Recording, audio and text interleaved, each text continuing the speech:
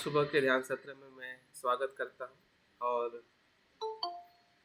मैं देख पाता हूँ कि आप लोग सभी इस संडे के ध्यान वर्ग के माध्यम से कहीं न कहीं आप या हम सभी अपने अ, जो हमारा सही सत्य और सच्चा जो स्वभाव है, जिसे हम बुद्ध का स्वभाव कहते हैं, या हमारे भीतर की जो प्रज्ञा है, हमारे भीतर की जो जागृति है, उसके संपर्क में हम आने का प्रयास करते हैं। जैसे कि हम किसी भी वस्तु के संपर्क में आते हैं, किसी विषय के संपर्क में आते हैं और हमें कुछ न कुछ अनुभव होता है। आप किसी को देखते हैं और आपको एक मित्र का या किसी व्यक्ति का अनुभव होता है। कोई शब्द सुनते हैं, संगीत सुनते हैं, धर्म को सुनते हैं, तो कुछ न कुछ हमें अनुभव होता है। हम भोजन लेते हैं तो स्वाद का अनुभव होता है। हम कोई किसी चीज़ को देखते हैं तो हमें उस वस्तु का अनुभव होता है। तो ये सभी अनुभव कहीं न कहीं हमें अपने धर्म के अनुभव की तरफ ही ले जाए। धर्म का नाम ही है अनुभव होना, और उस अनुभव को हम कहीं न कहीं पहचानने लगते हैं, जिसे हम संज्ञाएँ देते हैं। तो वेदना और संज्ञाएँ हमेशा साथ-साथ में चलती हैं। तो इन सभी बातों को हम सामान्य तौर पे भी देखते हैं, जैसे कि मैंने अनुभव बताया, और शायद ये अनुभव अभी भी हमें हो रहा है। तो एक प्रकार से ये धर्म का ही अनुभव है। हुँ?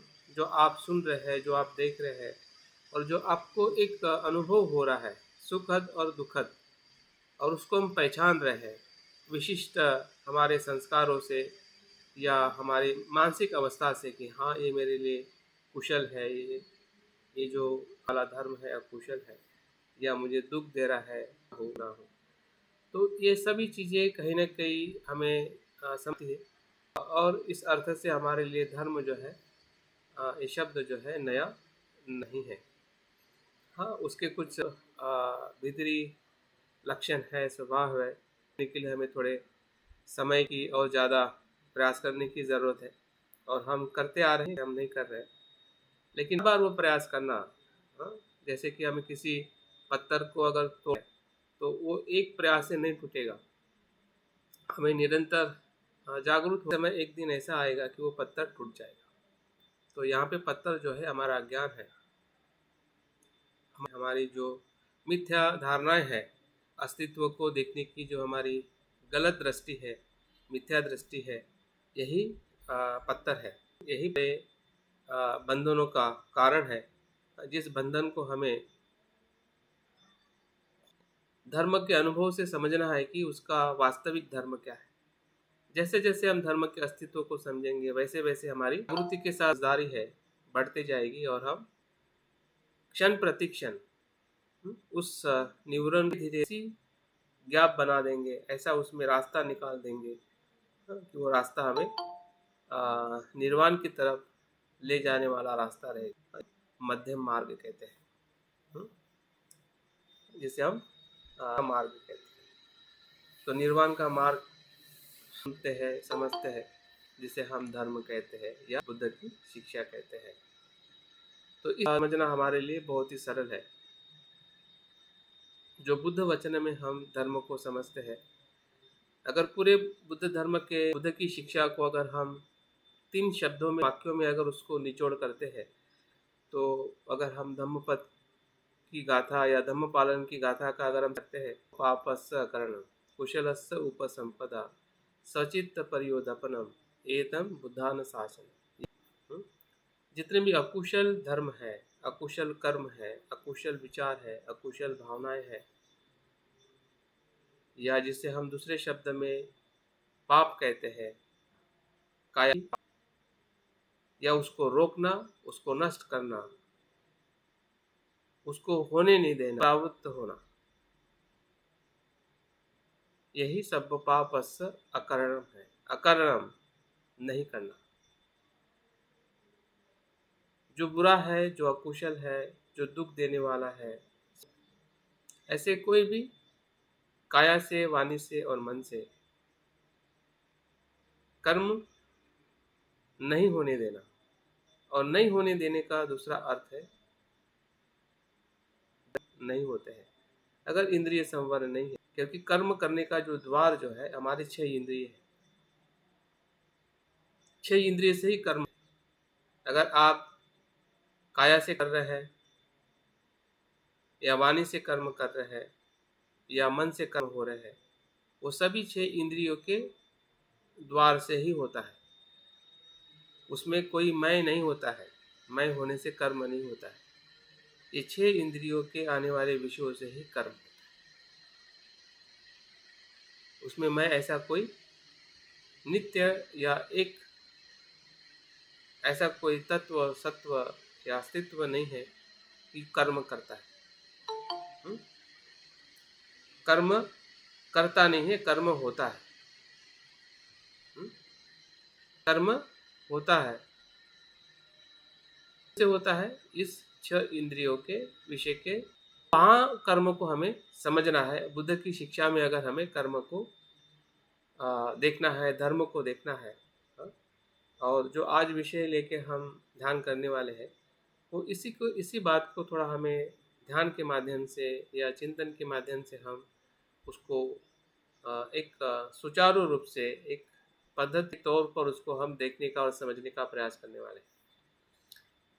कुशलस्य उपसंपदा, जो शांत है, शुद्ध है, सुख देने वाला है, आनंद देने वाला है, शांति देने वाला है, स्वयं को भी सुख रखेगा से, वाणी से, मन से, वो कर्म को होने देना या करना और होने देना। कुछ कर्म हमें करने पड़ते हैं, अपने आप ही होते हैं। जब अपने आप होते हैं,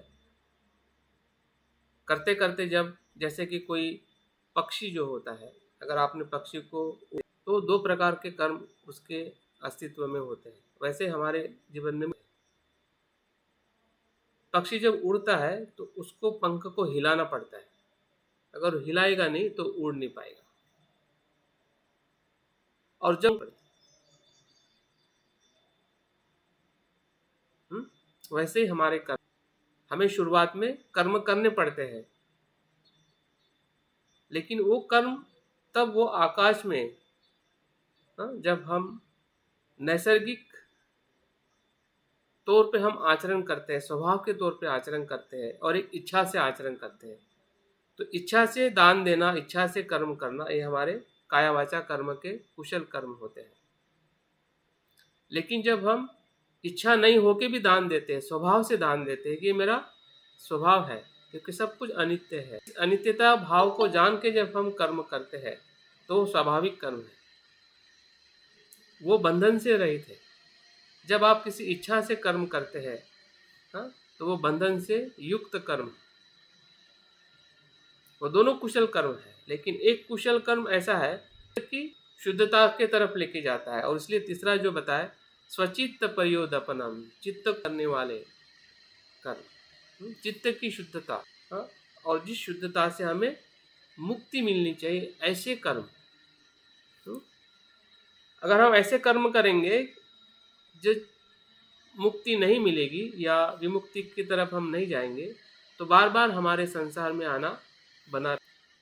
ये बुद्ध का शासन नहीं है। बुद्ध का शासन बार बार संसार में आना बताता है, संसार से मुक्त होने का बताते हैं कि इस जन्म में हो या आने वाले जन्म में भी हो। अगर हम मुक्त नहीं हो सके, लेकिन अगले जन्म में आकर भी हमें यही मुक्त होने का ही प्रयास करना है। संसार में बार बार आने के लिए हमें संसार बुद्ध के धर्म का आचरण नहीं करना है। संसार में बार बार आएंगे, क्योंकि जब तक हमारी अविद्या और तृष्णा नष्ट नहीं होगी, वो तो आना ही है। उसको आप इच्छा से आप नहीं आओगे, नहीं मेरी इच्छा है इसलिए मुझे आना है और इच्छा नहीं है इसलिए मैं नहीं आऊँगा, ऐसा नहीं होता है। जब तक कारण है तब तक जन्म है, इसलिए हमें चिंता करने की ज़रूरत नहीं है। हमारा जन्म होने वाला है, किस लोक में होगा उसके लिए प्रिपरेशन हमें करनी है। अगर मनुष्य लोक में ही आना है तो उस प्रकार से हमें कर्म को करना, तो हमें निश्चिंत रहना है, हमारा जन्म होगा ही। लेकिन जन्म होगा भी तब भी हम उसी के लिए प्रयास करेंगे, जन्म आने वाले चक्र से मुक्त होना है। वो सही बुद्ध की शिक्षा का अर्थ है। उस अर्थों को समझ के हमें बुद्ध के उपदेश को देखना है, वही बुद्ध का शासन है। हर बुद्ध यही बताते हैं, फिर वो सिद्धार्थ बुद्ध हो या उसके पहले हुए बुद्ध हो या आने वाले जो बुद्ध है या जो बोधिसत्व है या बुद्ध की पूरी शिक्षा का जो आधार है, फिर वो थेरवाद हो, महायान हो या वज्रयान हो या बाबा साहब के विचारों से भी, बनते संरक्षी जी के विचारों से भी जो हमें धर्म का प्रशिक्षण मिला है, धर्म मिला है, वो सभी का एक ही मतलब है कि हमें अपने अकुशल कर्म को त्यागना है, कुशल कर्म को विकसित करना है। हाँ, लेकिन किसके लिए? मन की शुद्धि के लिए और विमुक्ति के लिए। अगर हम कर्म त्यागेंगे और कुशल कर्म करेंगे, हाँ, लेकिन अगर मन को शुद्ध करने की तरफ या मन से मुक्त होने की तरफ अगर हमारा उद्देश्य नहीं रहेगा, तो वो कर्म जो है वो अंतिमता हमारे लिए सोने की बेड़ी जैसे बन जाएगी। सोने की जंजीर बन जाएगी, और सोने की जंजीर हो या लोहे की जंजीर है, जंजीर तो जंजीर है। वो तो गुलाम करने वाली है या वो हमें बंधन कारक है, भले वो किसी भी प्रकार की जंजीर हो या बंधन हो। तो इस प्रकार से हमें बुद्ध के धर्म को हमें देखना है, तभी जाके हम बुद्ध के धर्म के माध्यम से हम धर्म विजय को हम समझ पाएंगे। विजय का मतलब उसको सही तरीके से देखना, परीक्षण करके देखना, अवलोकन करके देखना, खोज करना कि सही में जिस धर्म को बुद्ध धर्म कहते हैं या बुद्ध के उपदेश को हम जैसा सुनते हैं अपने मन चक्षु से या अनुभव के तौर पर, ये अकुशल है, अकुशल इसलिए है कि मुझे भी दुख होता है और औरों को भी दुख होता है। इस वेदना के तौर पे वह कुशल है, शब्द के तौर पे नहीं। हमारा खुद का अनुभव होना चाहिए कि जब मैं हिंसा नहीं करता हूँ तब मुझे भी सुख मिलता है और औरों को भी सुख मिलता है। नहीं करने से मुझे सुखद वेदना होती है भीतर, और औरों के लिए भी वो सुखद वेदना रहती है। तो इस तौर पे हमें धम्म को समझना है, और तब जाके वो धम्म विचय बनेगा, नहीं तो धम्म के शब्द रहेंगे। हाँ, धम्म विचय तब बनेगा कि जब हम उसको पहचानेंगे। बुद्ध ने तो पहचान के बता दिया कि ये धर्म है, ये कुशल है, ये अकुशल है। और इसलिए बुद्ध कहते हैं कि मैं मोक्षदाता नहीं हूँ, मार्गदाता हूँ।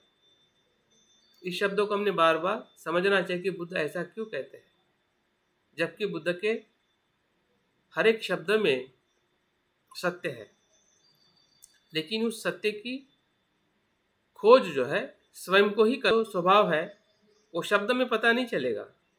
अग्नि का गर्म स्वभाव है, वो शब्दों में पता नहीं चलेगा। आपको उसकी वेदना लेनी पड़ेगी, उसका अनुभव लेना पड़ेगा कि ये ठंडा है या गर्म है, तब जा उसको आप विचय कर सकते हैं, भेद कर सकते हैं कि ये ठंडा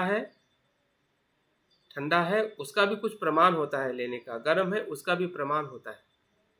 हाँ, गर्मी में अगर आप ज़्यादा गर्म पानी लो तो वो आपके लिए अनुकूल नहीं है, ठंडे में ठंडा पानी लो वो आपके लिए अनुकूल नहीं है। तो वो समझदारी जो है कुशल और अकुशल की, जो हमें बुद्ध के उपदेशों में या बुद्ध के संपूर्ण धर्म में, अगर हम उसको 4 आर्य सत्य कहे या जितने भी बुद्ध के बताई हुई शिक्षा है, जिसे हम 84,000 धर्म स्कंद कहते हैं, 84,000 बुद्ध के उपदेश है। इन पूरे धर्म के उपदेश को अगर हम सिर्फ 3 तत्वों में देखें कि अकुशल क्या है, कुशल क्या है और चित्त की शुद्धता और विमुक्ति क्या है, तो इसी का ही सब विश्लेषण है। और इस विश्लेषण को हमें स्वयं विचय करना है। अगर हम विचय नहीं करेंगे तो वो बुद्ध का उपदेश नहीं है, बुद्ध के वचन है। वो बुद्ध का मार्ग नहीं है, बुद्ध के शब्द है। तो हमारे लिए मार्ग उपदेश तब बनेगा कि उस उपदेश को हम अपने अनुभव के स्तर पर उसका अनुसरण करते हैं। जब उसके शब्दों को हम अपने विषय से नहीं देखेंगे, विषय या उसका अवलोकन नहीं करेंगे, उसको हम स्वयं के अनुभव में नहीं देखेंगे, तो वो विषय नहीं होगा। और ये कहीं ना कहीं हमसे गलती हो रही है। अगर नहीं हो रही है तो बहुत ही अच्छा है। अगर गलती हो रही है तो उस गलती को हमें सुधारना बहुत ज़रूरी है, क्योंकि हमारी स्वयं की गलती हमें स्वयं को ही समझ में आती है, और यही स्मृति का कार्य। इसलिए धम्म विचय हमेशा स्मृति के साथ में किया जाता है, सजगता के साथ किया जाता है। बिन सजगता से धम्म विचय नहीं होता है। अगर एक शब्द में उसको कहे कि स्मृति ये प्रकाश है और धम्म विचय एक दर्शन है, देखना। स्मृति क्या है? प्रकाश है। और धम्म विचय क्या है? देखना है। अगर स्मृति होगी तभी दर्शन होगा। चीज़ें तो बहुत सारी हम आंखों से देखते हैं, लेकिन सभी चीज़ हमें समझ में नहीं आती कि कौन सी चीज़ क्या है। लेकिन आप जागृति से देखते हैं, जागृति से सुनते हैं, जागृति से करते हैं, तभी वो चीज़ आपको समझ में आती है कि वो वस्तु क्या है, वो शिक्षा क्या है, या उसके भीतर का धर्म क्या है। तब जाके धम्म विचय होता है। अगर स्मृति नहीं है तो धम्म विचय नहीं है। और इसलिए हमने स्मृति को विकसित करने की जो कुछ भी हमारे पास में पद्धतियाँ हैं, फिर वो ध्यान की हो या चलते समय हो, बैठते समय हो, खाते समय हो, शरीर के बाहर हो, शरीर के भीतर हो, सुख में हो, दुख में हो, वेदना में हो, मन में हो, तो हर तरीके से हमें अपने स्मृति के प्रकाश को हमें एहसास करना है। स्मृति एक प्रकार से हमारी ऊर्जा है, वो हमारा स्वभाव है। हमारा अस्तित्व ही स्मृति के कारण है। मनुष्य का अस्तित्व अगर प्राणी से अलग करके हम देखते हैं, या हमारा जो पहले का जो जीवन है अगर विकसित हो रहा है, तो वो स्मृति के कारण हो रहा है। हमें ठोकर लगती है और हम स्मृतिमान हो जाते हैं कि ठोकर लगी है, दोबारा ठोकर नहीं लगने देते हैं। इसका मतलब क्या है? कि वो आपकी कॉन्शियसनेस है, वो आपको सजग करती है। वैसे ही हर जगह पे हमने जो अकुशल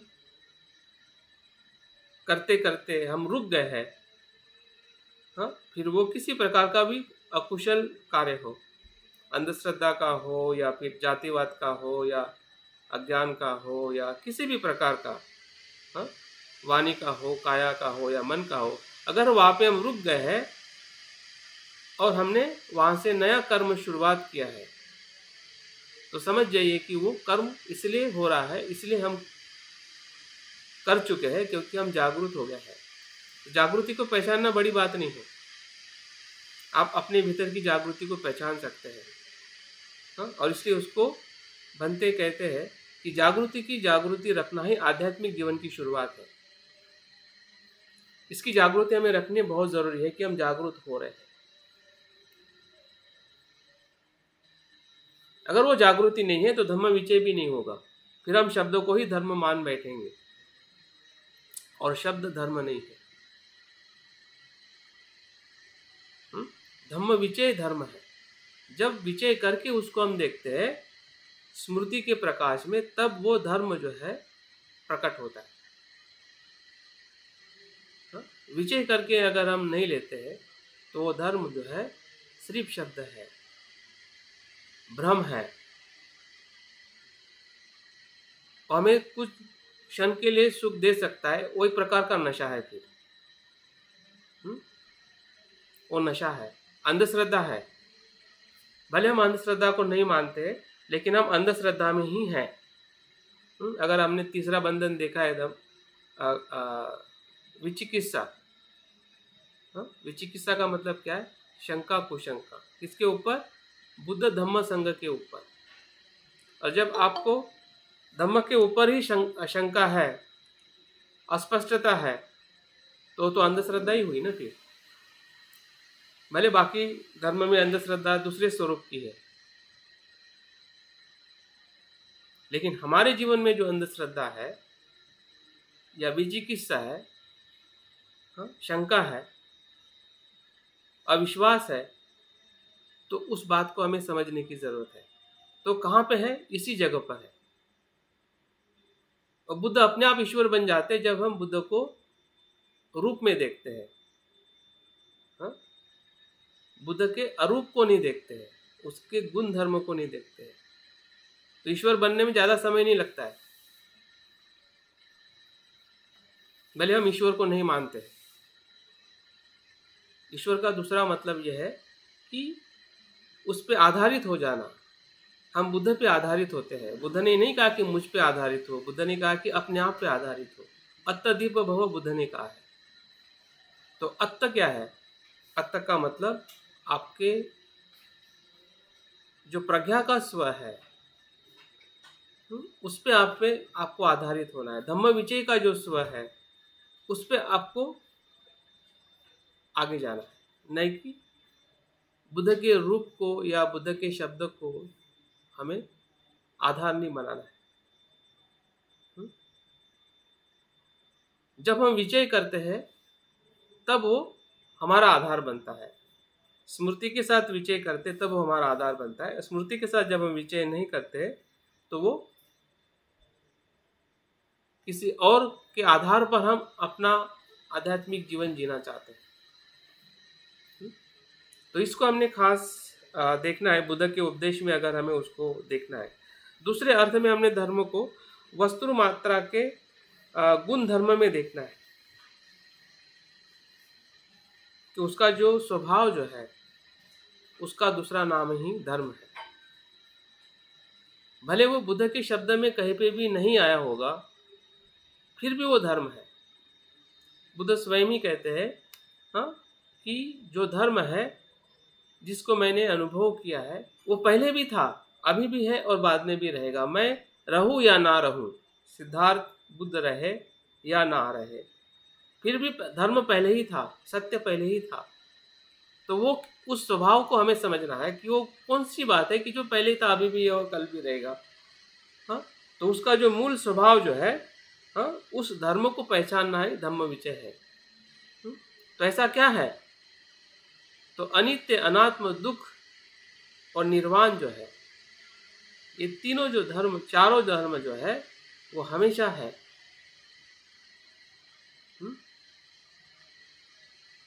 बुद्ध ने उसी को ही धर्म कहा है।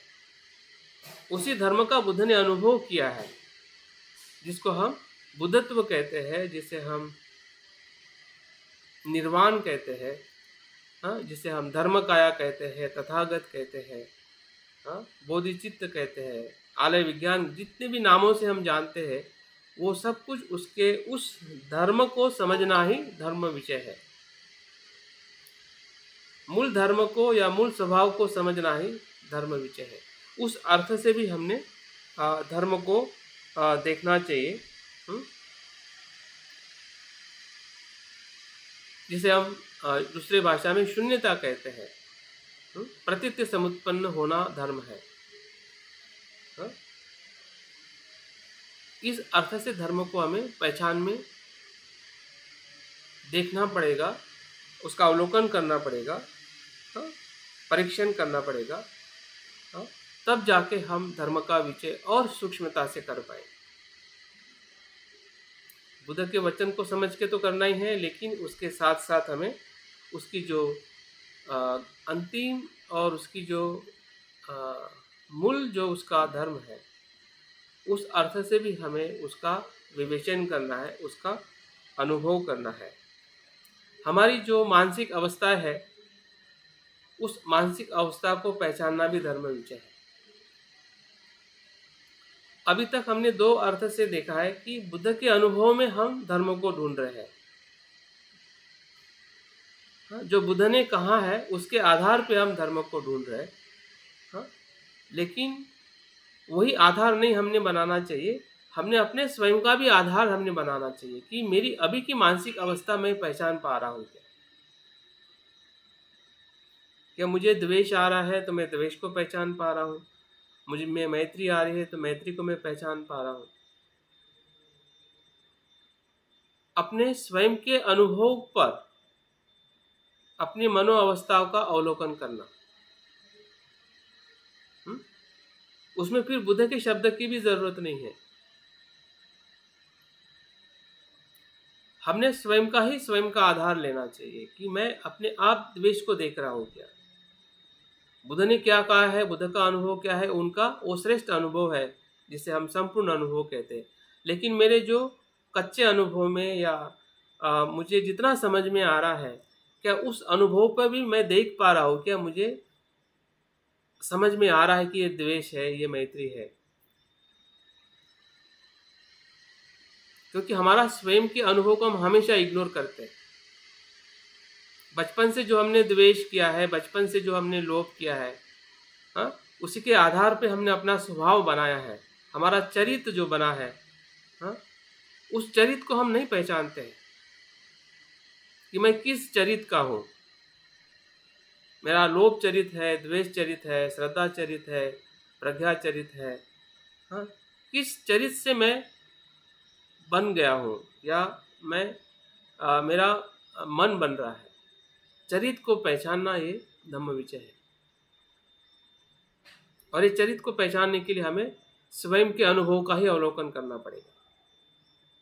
जब तक हम अपने स्वयं के किए हुए घटनाओं को स्मृति में नहीं लाएंगे, हमें कभी कभी लगता है कि भूतकाल की स्मृति को कैसे देखें। अगर आप भूतकाल की स्मृति को, भूतकाल के स्वभाव को अगर जागृति के प्रकाश में देखते हैं तो आपको दुखदायक नहीं होगी। अगर जागृति के प्रकाश में नहीं देखोगे तो वो भय निर्माण करेगा, चिंता निर्माण करेगा। लेकिन अगर आपकी स्मृति के प्रकाश में उसको आप देखोगे तो आपको वो अनुभव वर्तमान में भविष्य को बदल देगा। वर्तमान में भी बदलेगा और भविष्य को भी एक नई दिशा में लेके जाएगा। जब हम अपने मनोअवस्थाओं को, हाँ, खुद के मनोअवस्था को हम पहचानते हैं, और बुद्ध का जो कुछ भी मार्ग है उसका आधार लेते हुए पहचानेंगे तो हमें और गहराई में समझ में आएगा। बुद्ध का मार्ग जो है निर्देश है, लेकिन जब हम अपने अनुभव को जानते हुए उस निर्देश का पालन करते हैं, हाँ, तभी वो चीज़ हमें समझ में आ सकती है, तभी विजय हो सकता है। हाँ? अगर हम बुद्ध के निर्देश को पालन कर रहे हैं और हम अपने स्वयं को, स्वभाव को नहीं देख पा रहे हैं तो वो निर्देश ज़्यादा समय तक काम में नहीं आएगा।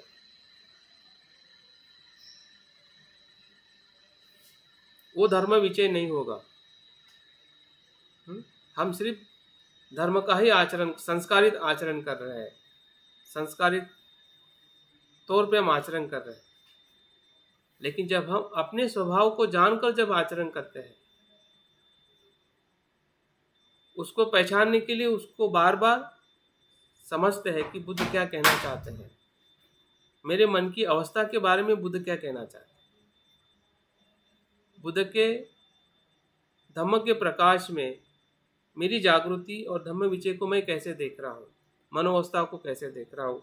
हाँ, और यही सबसे बड़ी हमारी क्या कहते हैं, आध्यात्मिक जीवन की एक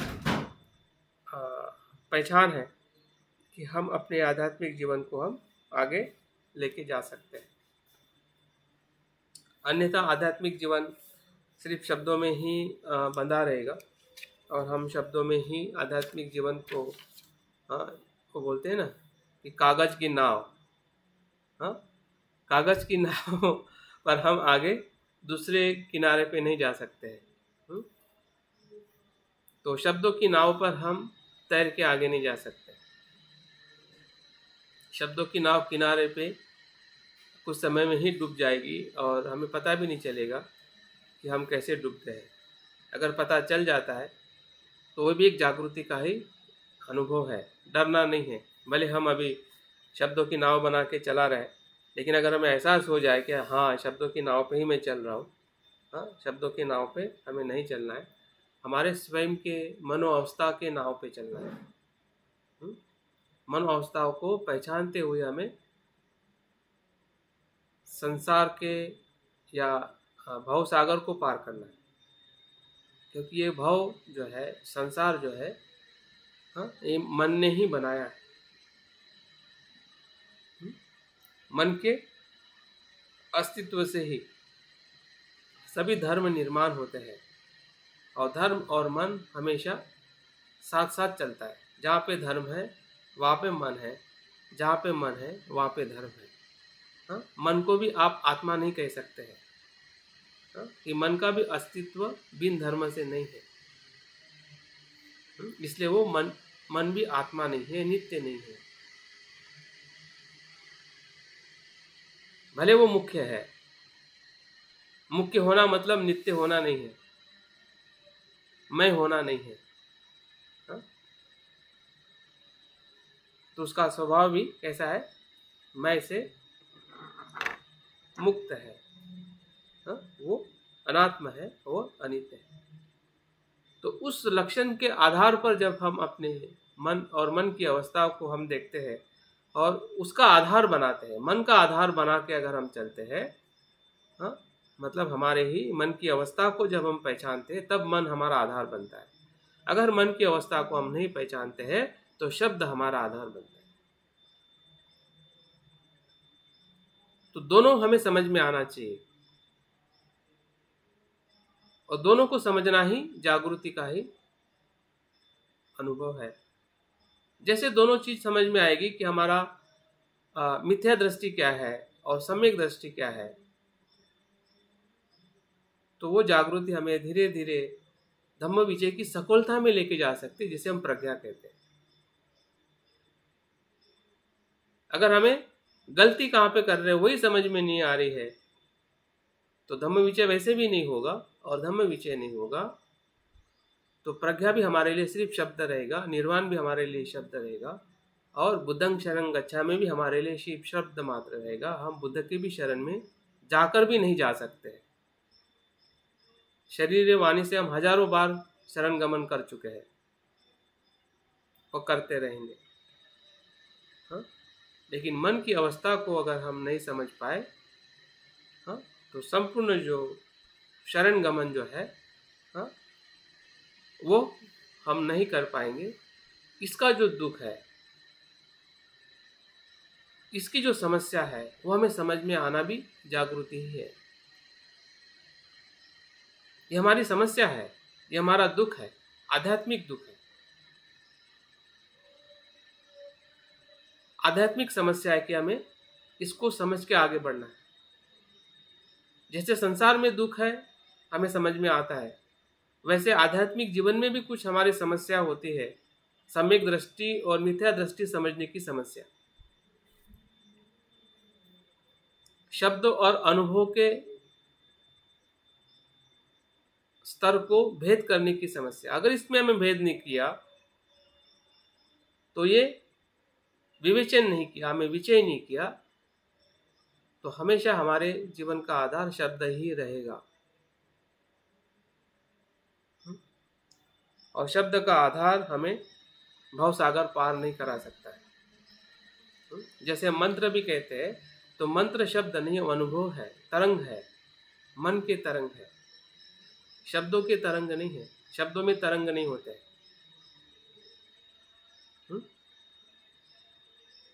वो मन की अवस्थाओं के तरंग है, जिसे हम मंत्र कहते हैं।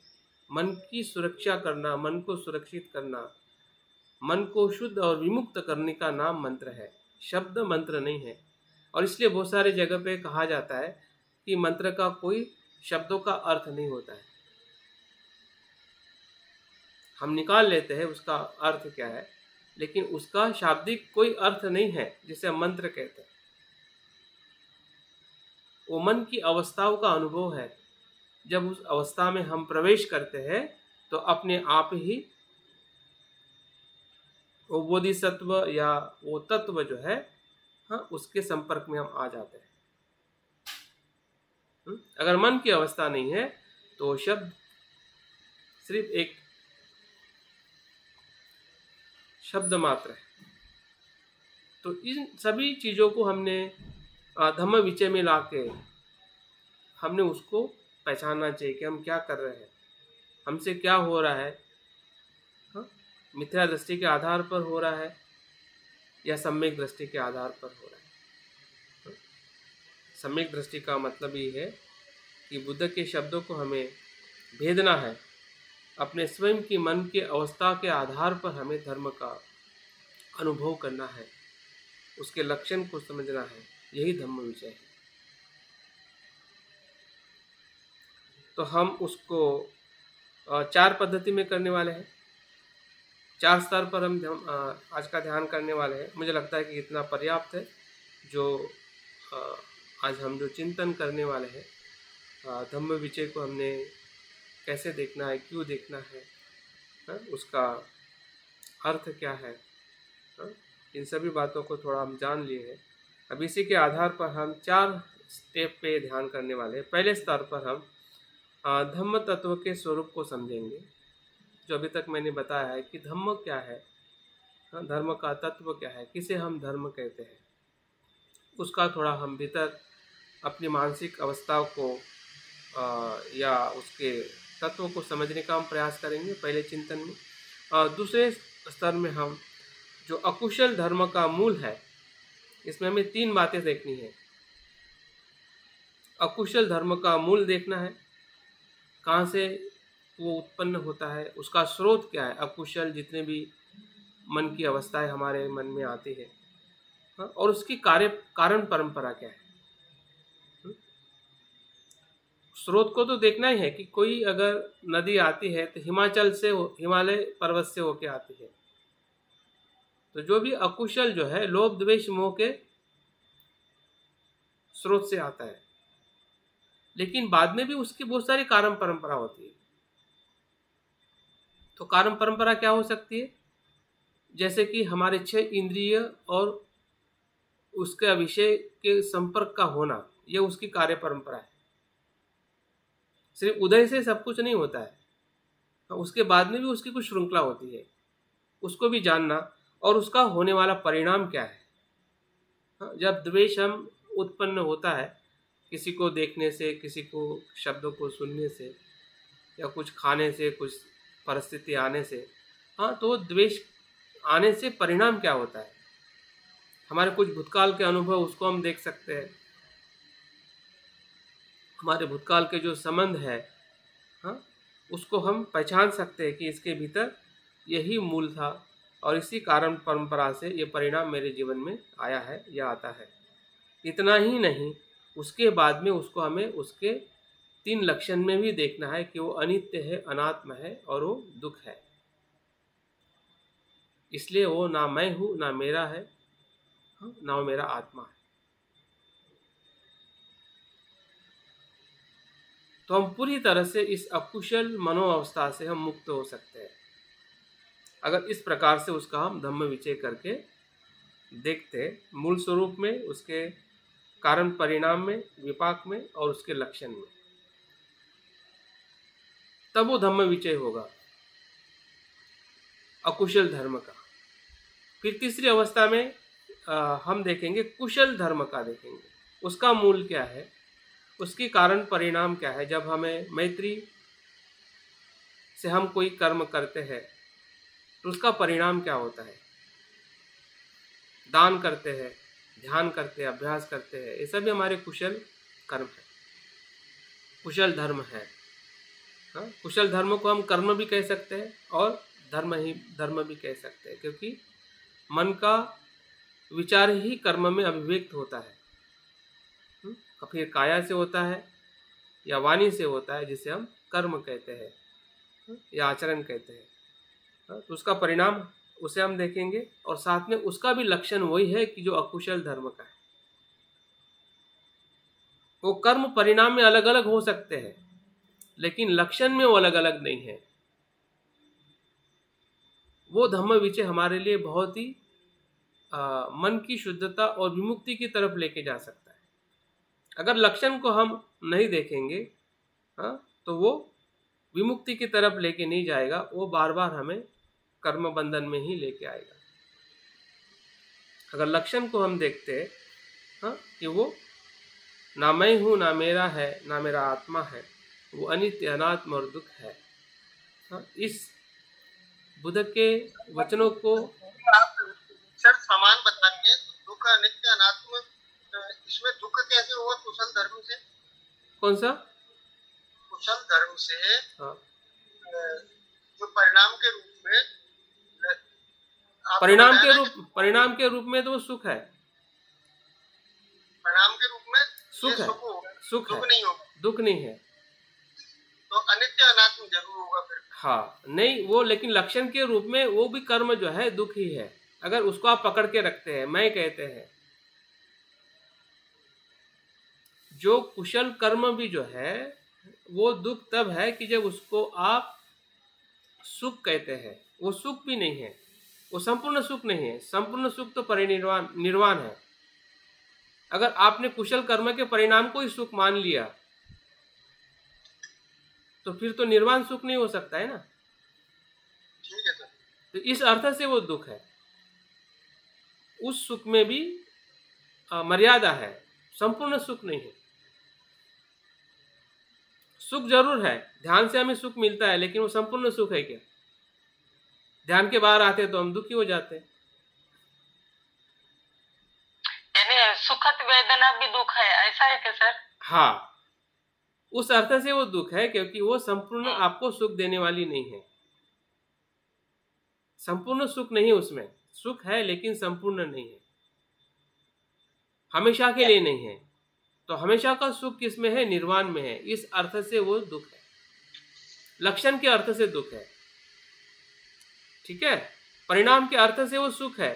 आपने किसी को दान, मैं को पकड़ के रखे है करके है ना सर? हाँ, मैं, हाँ, बिल्कुल बिल्कुल रखे है करके वो बिल्कुल नहीं है। हाँ, ऐसा बोलना है। हाँ। ठीक है सर। तो लक्षण के अर्थ में हमें देखना है, परिणाम के अर्थ में देखना है। परिणाम के अर्थ में वो सुख है, इस जन्म में भी सुख है, और उसका सुख का परिणाम हमें अगले जन्म में भी मिलता है। ठीक है, कुशल कर्म करने का। लेकिन अगर जन्म से हमें मुक्त होना है, निर्वाण को प्राप्त करना है, तो लक्षण को आपको वही देखना पड़ेगा जो बुद्ध ने उस धर्म को देखा है। तो हमें भी उस धर्म को उस प्रकार से देखने का प्रयास करना पड़ेगा, या समझना पड़ेगा कि उसको कैसा देखा जाए। अगर नहीं प्रयास करेंगे तो हमें समझ में नहीं आएगा।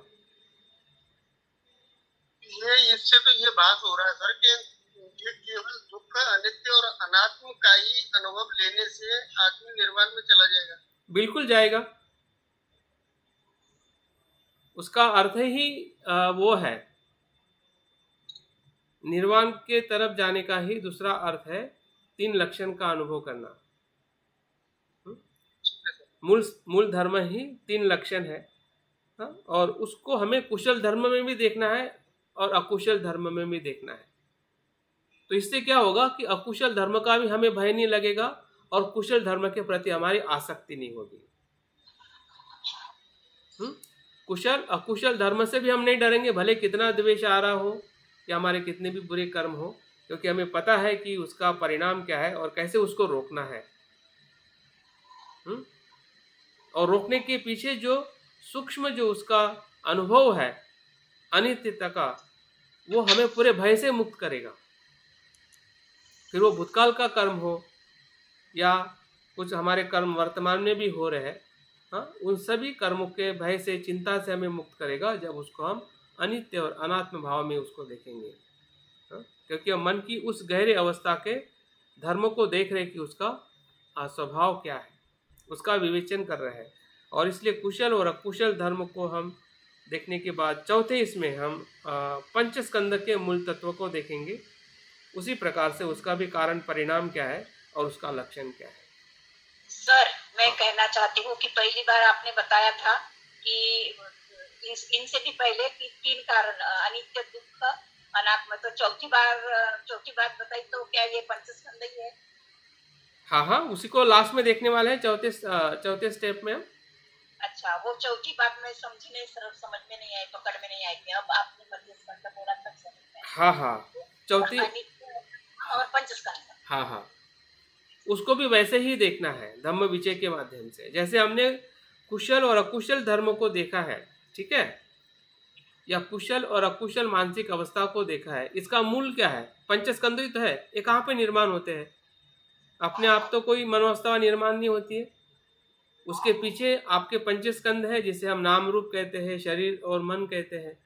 वो दोनों है या पंचस्कंद है, तभी तो मनोधर्म निर्माण होते हैं। तो जैसे हम उसके डाली को देख रहे हैं, हाँ, ये सब डालियाँ है, ब्रांचेस है, जिसे मनोअवस्था कहते हैं। उसका मूल क्या है? पंचस्कंद। समझ में आया? तो जो डाली का स्वभाव है, जो ब्रांचेस का स्वभाव है, वो भी तो स्वभाव मूल का रहेगा ना। हाँ, जब हम उसके क्या बोलते हैं, डालियों को देखेंगे या उसके ब्रांचेस को देखेंगे, हाँ, अगर हम मूल को नहीं देखेंगे तो फिर से हम संभ्रमित हो जाएंगे कि वो अलग है, ये अलग है, जबकि जहाँ से वो उत्पन्न हुआ है उसका धर्म भी वही है। जो उसके पेड़ पौधों का, पत्तियों का धर्म है, वही उसके मूल का भी धर्म है। वो भी उसी कारण परिणाम से वो उत्पन्न होता है, और उसका भी जो स्वभाव है अनित्य, अनात्म और दुख है। जब हम इन सभी धर्म और जो हमारे पंचस्कंद है, उसको हम उसके मूल स्वभाव में जब उसका विवेचन करते हैं, परीक्षण करते हैं, विश्लेषण करते हैं, तब जाके वो धम्म विजय हमारे लिए प्रज्ञा के द्वार खोल देता है। प्रज्ञा के द्वार का दूसरा मतलब है निर्वाण का या विमुक्ति का जो अनुभव जो है वो हमें दिलाने लगता है। तो अभी हम ध्यान के माध्यम से इसको हम करने का प्रयास करेंगे। तो मुझे लगता है कि इतना पर्याप्त है। सर, मैं ये बताना चाह रही थी, जैसे दुख आता है और सुख भी आता है गृहस्थ जीवन में। तो हम लोग जैसे सुख आता है तो सुख को थोड़ा भोगे ना, तो हम समझ रहे हैं तो अनित्य है, लेकिन गृहस्थ जीवन में तो हमको थोड़ा सुख भोगना भी पड़ेगा सर, तो भोगना, दुख भी भोगना पड़ेगा। हाँ एकदम से अपन नेग्लेक्ट नहीं कर सकते उसको। हाँ हाँ, अपन बिल्कुल। को अनित्य सुख भोगना है और सुख को भी अनित्य में देख के भोगना है, लेकिन थोड़ा सा सुख तो लेना ही पड़ेगा गृहस्थ में। अनित्य में तो देखना ही चाहिए, सुख भी थोड़ा है, सुख भी भोग रहे हैं, लेकिन अनित्य में ही देखना है। और दुख भी जब 2-2 दिन तक राग द्वेष रहते हैं मन में, तो उसको भी अनित्य में देखना है, लेकिन दुख तो एकदम से नहीं जाता है मन से। दुख नहीं जाता है, दुख तो नहीं जाता है, हाँ। अनित्य में देखना, जागृति बनाए रखना है। इसलिए नहीं जाता है क्योंकि हम उसको सम्यक दृष्टि से नहीं देख रहे हैं। हम अनित्य करके ऐसा देख रहे हैं कि वो चले जाना चाहिए, और चले जाने वाला उस अर्थ से वो नहीं जाएगा। वो जाएगा जब आप उसको उत्पन्न होते हुए कैसे उत्पन्न होता है, ठीक है, उस पूरी प्रक्रिया के साथ में जब आप किसी भी अनित्यता को देखते हैं, हाँ, तो जाने का जो उसका लय होने का भी अनुभव होता है। अभी अनित्य का मतलब हम सिर्फ लगता है कि वो चले जाना चाहिए, क्यों जाता नहीं है, हाँ, लेकिन उसका अनुभव अगर हम नहीं करेंगे तो जाएगा नहीं, क्योंकि वो शब्दों के भीतर वो हमें अनुभव नहीं आने वाला है। उसके पूरे अस्तित्व के साथ में हमें रहना पड़ता है, या उस अस्तित्व को हमें पहचानना पड़ता है। जैसे कि जागृति के साथ उसको फिर वो सुखद हो या दुखद हो, भोग जो संसार का हमें आनंद है, सुख और दुख मिलता है, उसका तो हमें अनुभव होना ही है, लेकिन उस अनुभव को हमें जब अनित्यता में जब देखते हैं, तब उसके प्रति हमारा देखने का दृष्टिकोण बदल जाता है। दृष्टिकोण मतलब हमारी जो मिथ्या धारणा है वो वहाँ पे टूट जाती है, कि हम पहले देखते थे कि वो मैं हूँ, मेरा है, ऐसा होना चाहिए, वैसा नहीं होना चाहिए। हाँ, और हमें ये पता नहीं चलता था कि ये कैसे उत्पन्न हो रहा है। हाँ, लेकिन जैसे जैसे हम जागरूक होते हैं और प्रतीत्व समुत्पाद के प्रत्यय को हम जानते हैं कि ये दुख सुख कहाँ से निर्माण होता है, कैसी वेदना होती है, और वेदना होने का गुण धर्म क्षणिक होता है। हाँ, वो निरंतर नदी के प्रवाह की तरह होता है। हाँ, लेकिन उसको हम उस प्रवाह में नहीं देख पा रहे हैं, या कम ज़्यादा देख रहे हैं। कभी दिखता है, कभी नहीं दिखता है। तो उसके कारण हम उसके साथ में, उस दुख के साथ में बने रहते हैं। लेकिन उसका जो स्वयं का जो अस्तित्व जो है, हाँ, वो उस क्षण में आके चले जाना ही है, आप माने या ना माने। हाँ, उसका जो मूल धर्म जो है, किसी भी सुख का या किसी भी दुख का, हाँ, वो उसी क्षण में आके चले जाता है। फिर वो हो सकता है कि वो दुख दुख के क्षण में परिवर्तित होता है, लेकिन वो दुख नहीं होता है। जिसको हम दुख कहते हैं, उस पहले क्षण का दुख दूसरे क्षण में नहीं होता है, पहले क्षण का सुख दूसरे क्षण में नहीं होता है। हाँ, दूसरे क्षण का भी अगर सुख में से सुख में हम जा रहे हैं, लेकिन जैसे कि हम एक ध्यान की अवस्था में दूसरे ध्यान की अवस्था में जाते हैं, तो पहले ध्यान की अवस्था का सुख तो सुख है, लेकिन वो सुख दूसरे क्षण में वो दूसरे ध्यान के दूसरे सुख की अवस्था में आता है। तो इस प्रकार से हम अनित्यता को नहीं देख पा रहे हैं। क्यों देख नहीं पा रहे? क्योंकि हमें कहीं ना कहीं हमारा जो प्रयास है या वो देखने का हमारा जो तरीका है, वो हमें बदलना पड़ेगा, या उसको हमें और प्रयास करना पड़ेगा, तब चीज़ें हमें उस प्रकार से हमें समझ में आ सकती है। फिर संसार का अनुभव हो या ध्यान के भीतर हमारे आध्यात्मिक जीवन का हो, दोनों अनुभव इसी धर्म के लक्षण से गुजरते हैं। दूसरा कोई उसका लक्षण नहीं है। तो ठीक है, अभी हम ध्यान के भीतर जाते हैं। सर एक मिनट, हम उसे पकड़ के रखते हैं इसलिए हमें दुख होता है ना सर? हाँ बिल्कुल, की आसक्ति में पड़ते हैं तभी तो दुख होता है ना? बिल्कुल। ये समझता नहीं है इसलिए हम दुखी होते हैं। हाँ, पकड़ के रखने का मतलब ही है कि नहीं समझ रहे, सीधी सी बात है। हाँ हाँ, समझ नहीं जाते। हाँ, सही और बात। समझ में नहीं आ रहा, इसका मतलब है हमारी जागृति और धम्म विचय का जो संबंध है, या उसका वो जो विकास है, हमसे कम हुआ है या हम नहीं कर पा रहे हैं। ठीक है, ठीक है। अभी हम ध्यान की तरफ आगे बढ़ते हैं। आपकी बैठक ठीक कर लीजिए।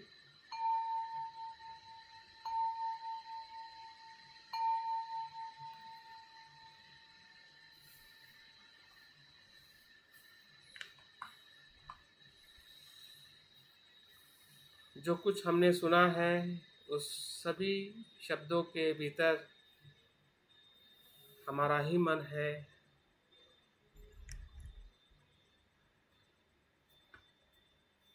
हमारा अस्तित्व है।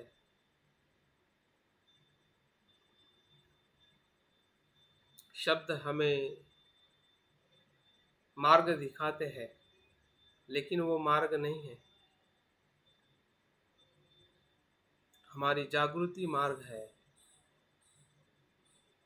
हमारा अनुभव मार्ग है।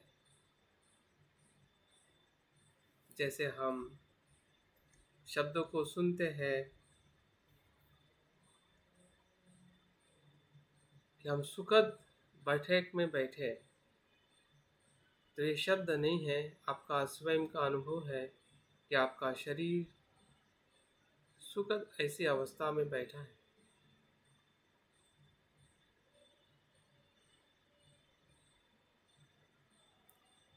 अगर सुखद नहीं है तो दुखद अनुभव हो रहा है, उसको पहचानिए।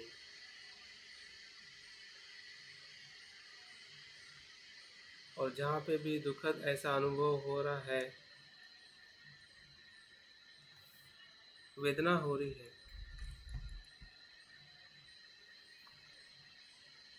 उसको बदलते हुए देखें, उसको बदलने का प्रयास करें।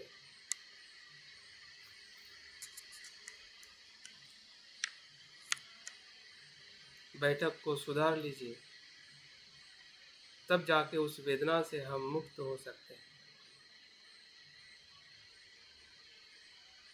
यही जागृति है, ये मार्ग है। जब हम शब्द और वेदनाओं को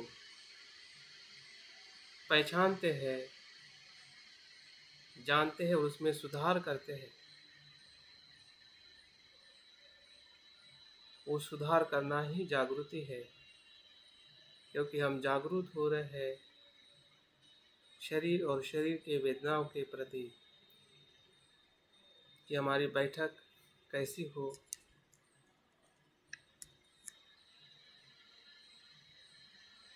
मन में आने वाले विचारों को भी हम देख रहे हैं, ये भी जागृति है। भले मेरे शब्द सुनकर आप प्रेरित हो रहे हैं, लेकिन वो आपकी स्वयं की प्रेरणा है, उसे आप जान रहे हैं। मेरे शब्दों से आप नहीं जान सकते हैं।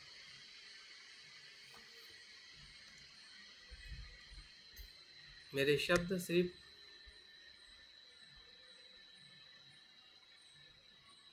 एक माध्यम है।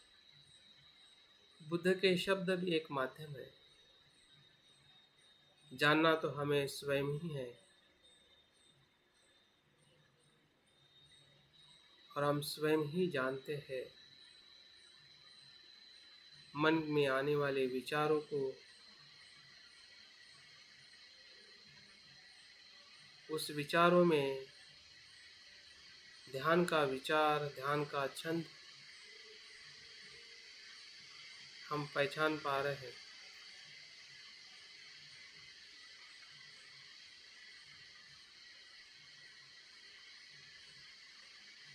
आज के ध्यान का अनुभव लेने का आनंद यही ध्यान का छंद है। हमें प्रेरित कर रहा है धम्म विचय चिंतन के ध्यान को।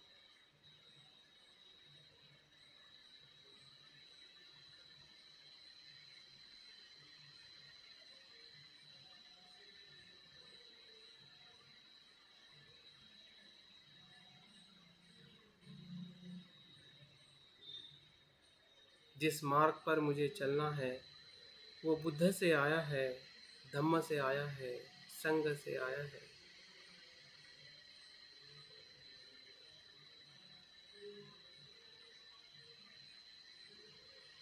उस श्रद्धा को पहचान पा रहे हैं कि बुद्ध ही मेरी शरण है, धम्म ही मेरी शरण है, संग ही मेरी शरण है।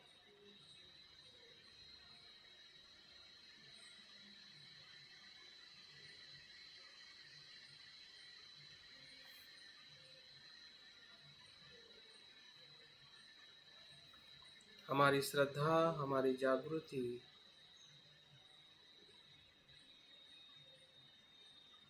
ध्यान करने की इच्छा, सब कुछ हमारे साथ है।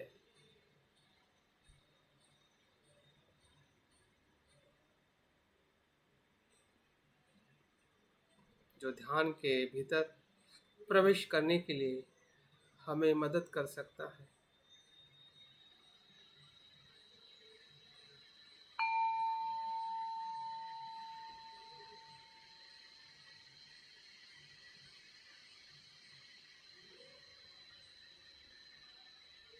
धम्म विचय के चिंतन के प्रथम चरण में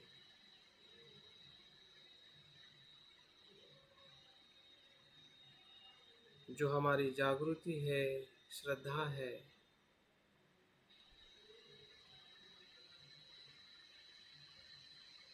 धीरे धीरे सांस पर देखते हुए स्मृति को अनुभव करें।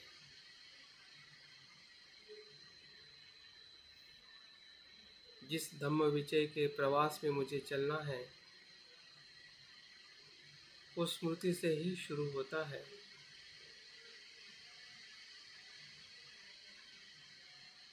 और स्मृति का अनुभव सांस से होता है।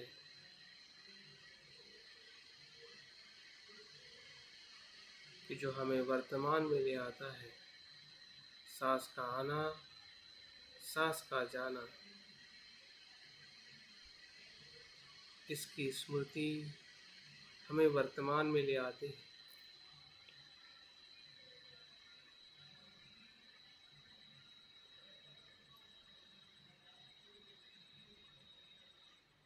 ये शब्द नहीं है, ये हमारा स्वयं का अनुभव है।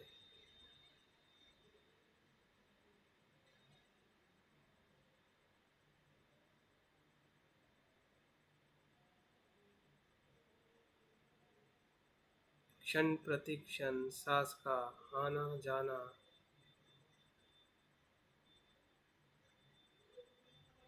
इसकी सजगता ही स्मृति है।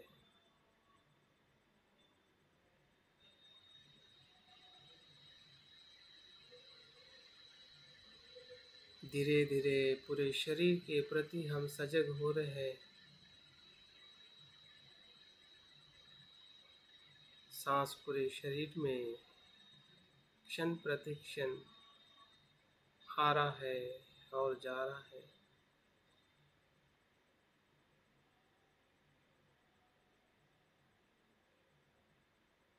यही शरीर का धर्म है, सांस लेना और सांस छोड़ना, निरंतर चलने वाली प्रक्रिया है।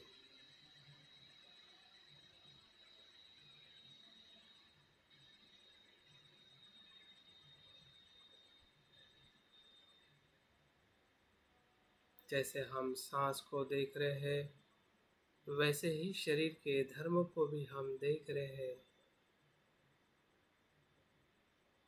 शरीर का धर्म ही श्वास है और श्वास का धर्म आना जाना है।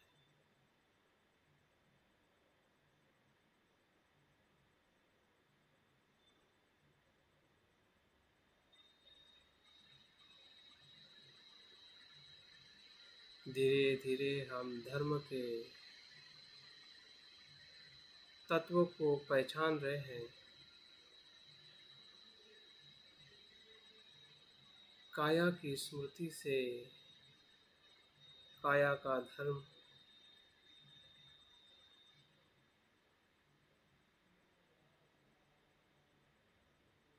सर से लेके पांव तक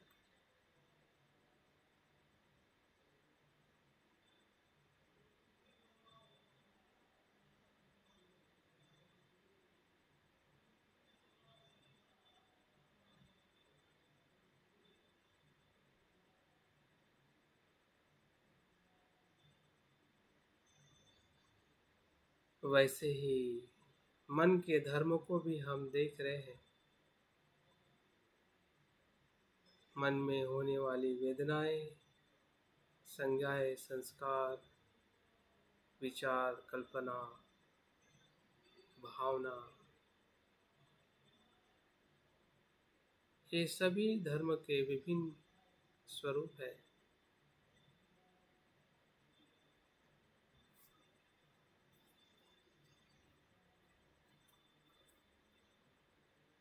ये सभी धर्म है।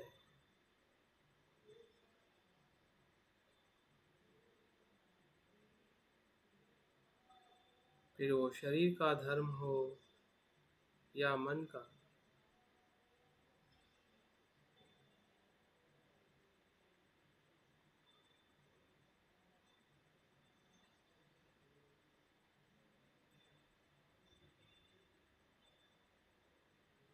बुद्ध ने भी इसे ही धर्म कहा है, मनोपुबंगा धम्मा।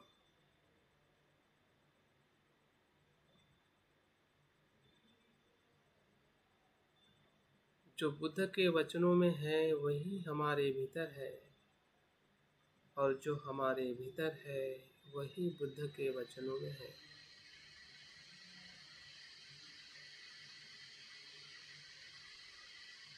शब्द के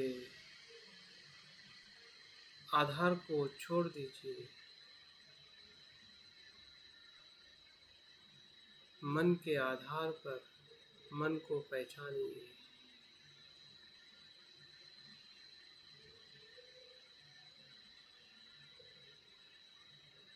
आने वाले जाने वाले विचार, कल्पनाएं, भावनाएं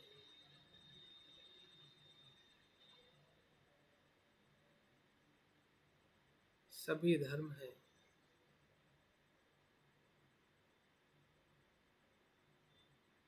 भूतकाल की घटना हो, भविष्य काल की या वर्तमान की, सभी घटनाएं धर्म हैं।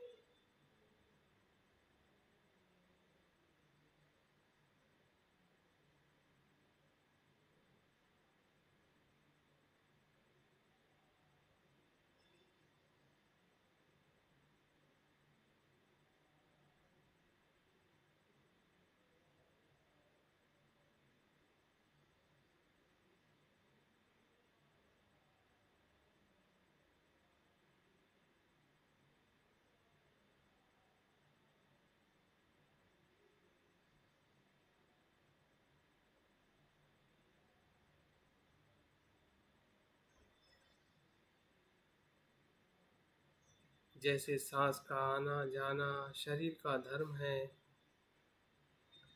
वैसे ही मन के भीतर विचार का आना और जाना वो मनोधर्म है।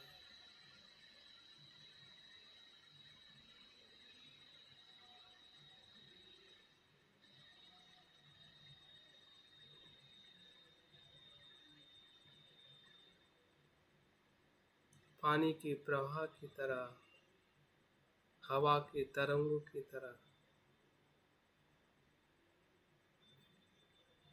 आकाश में बादल की तरह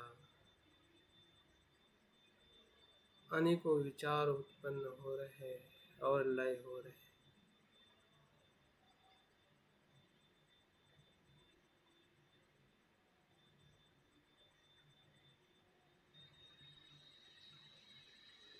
अपने प्रत्यय से उत्पन्न हो रहे और लय हो रहे।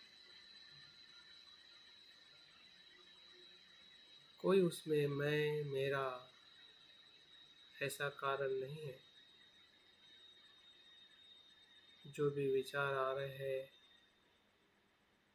वो प्रत्यय से उत्पन्न हो रहे हैं और दूसरे क्षण में और कुछ निर्माण हो रहा है, वो भी लय हो रहा है और कुछ निर्माण हो रहा है, वो भी लय।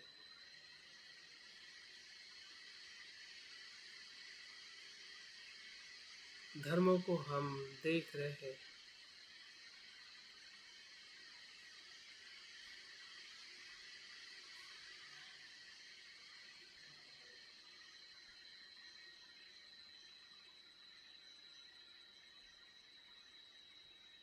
अनुभव कर रहे हैं कि सभी धर्म है। ये शरीर की वेदना हो या मन के भीतर की, विचार हो या कल्पना, भूतकाल की हो, वर्तमान की या भविष्य की, कुशल हो या अकुशल,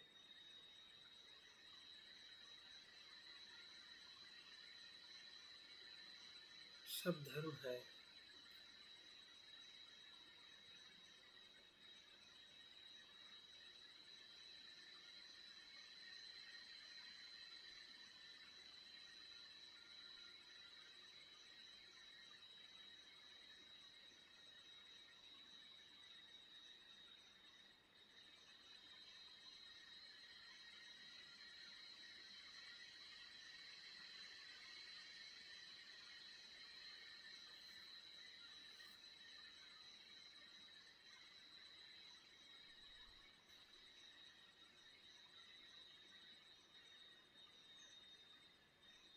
बुद्ध की सभी शिक्षा इसी धर्म तत्व में है।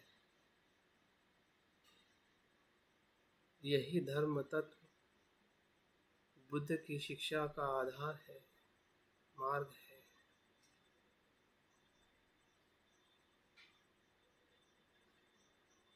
और इसी का अनुभव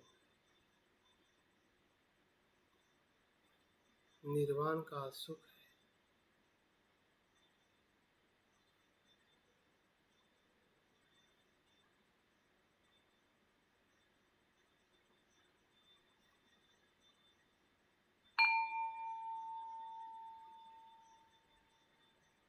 ध्यान के दूसरे चरण में हमें प्रवेश करना है। जो धर्म तत्व हम समझे हैं, देखे हैं,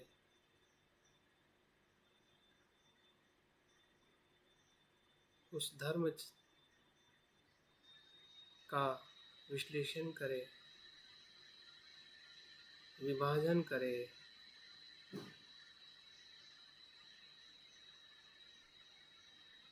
अकुशल और कुशल धर्म में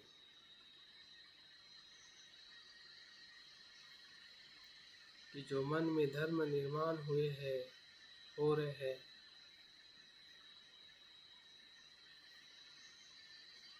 उसमें से अकुशल धर्म क्या है,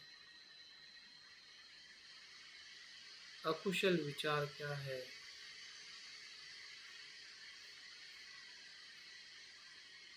अकुशल भावनाएं क्या है।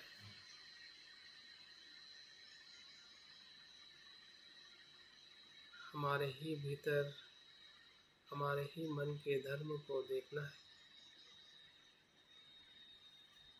जैसे हम शरीर को देखते हैं अलग अलग अंगों में,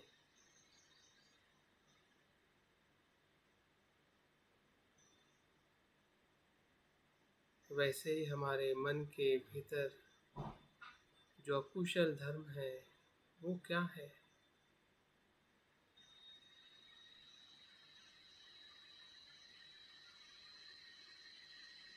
कैसे उत्पन्न होता है, उसका परिणाम क्या है,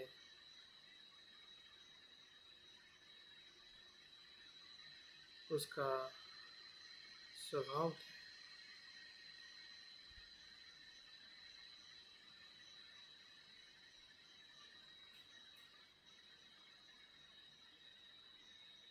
इस अकुशल धर्म में जो भी अकुशल धर्म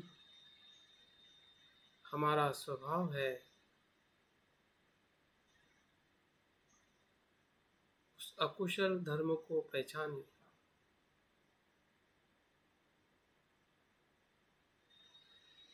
क्या हमारा स्वभाव लोभ चरित है, द्वेष चरित है या मोह चरित है? ये तीनों धर्म अकुशल है।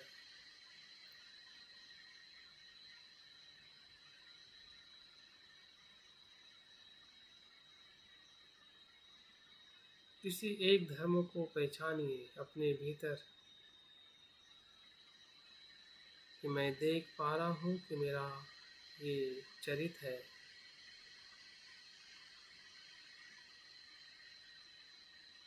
ये मेरा स्वभाव है कि मैं लोभ चरित हूँ या द्वेष चरित।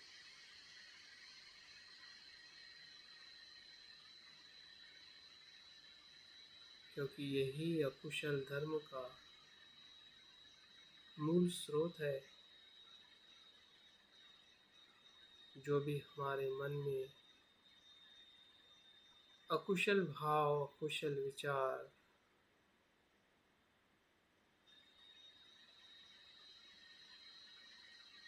निर्माण हो रहा है, इसी मूल स्वभाव से हो रहा है।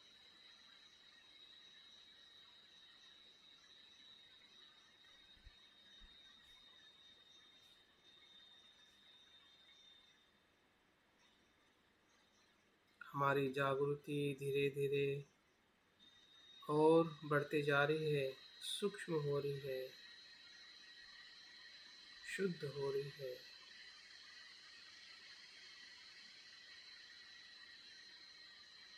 जो जो हमें दिखाई दे रहा है, वैसे वैसे हमारी स्मृति भी बढ़ते जा रही है।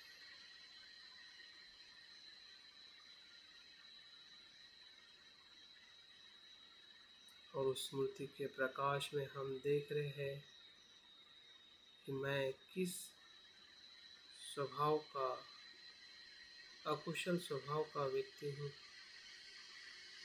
डरना नहीं है, भले हम कितने भी बुरे हैं।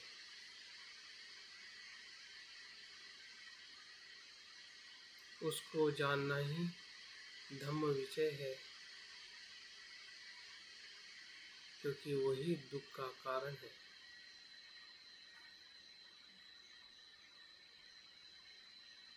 अकुशल धर्म ही दुख का कारण है।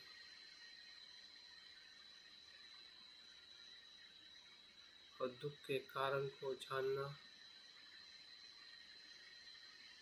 एक सुखदायक है।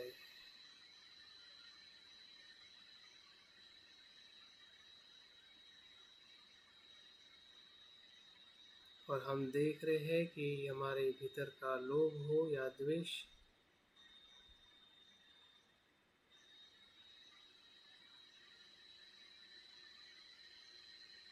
वो हमारे ही कार्य परंपरा से निर्माण होता है। जब इंद्रिय के संपर्क में विषय आता है और वेदना होती है, उसी वेदना के कारण हम लोभ और द्वेष में बार बार कर्म करते हैं।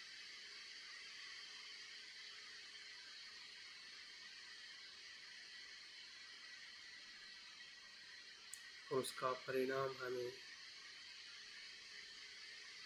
भले कुछ क्षण के लिए हमें सुख जरूर मिलता है,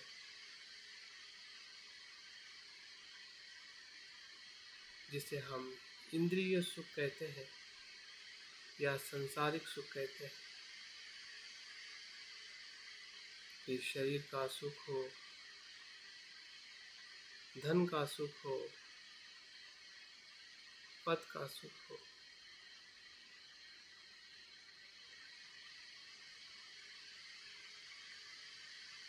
लेकिन कुछ क्षण के बाद दुख का अनुभव होने लगता है। चिंता, भय निर्माण होता है।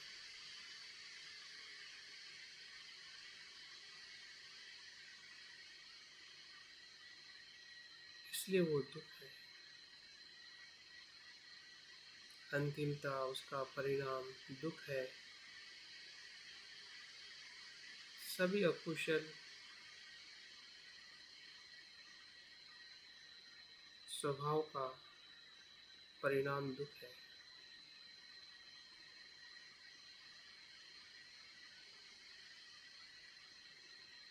और हम पहचान रहे हैं अपने किए हुए अभी तक के कर्म के आधार पर, अगर मैं दुखी हूँ,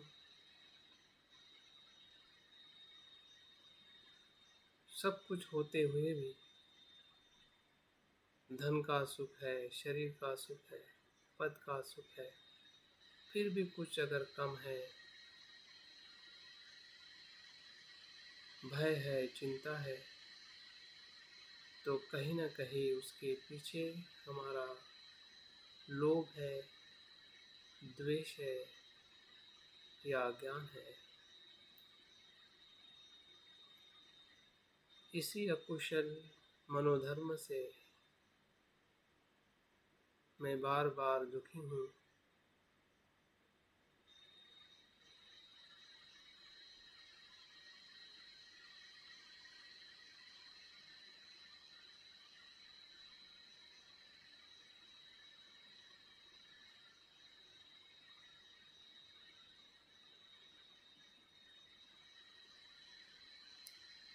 सभी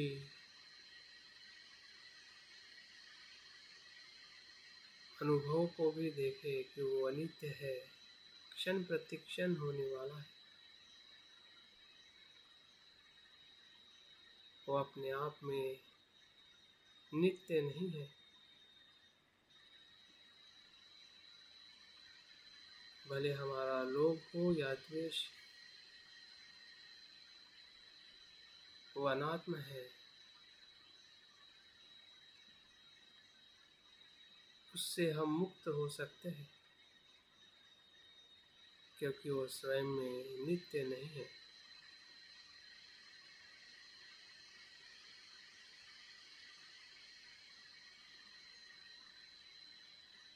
प्रतीत्य से उत्पन्न है।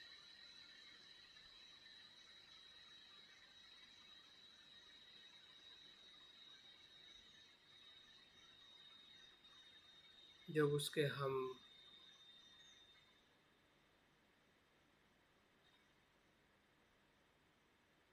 प्रतीत्य समुत्पाद को देखते हैं, ये कैसे उत्पन्न होता है और उसका धर्म अनित्य है, तो उससे मुक्त होने का हमें मार्ग मिलता है। द्वेष से मुक्त होने का मार्ग, द्वेष से, लोभ से मुक्त होने का मार्ग,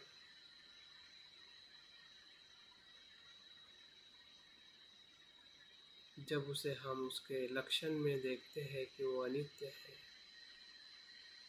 अनात्म है और दुख देने वाला है,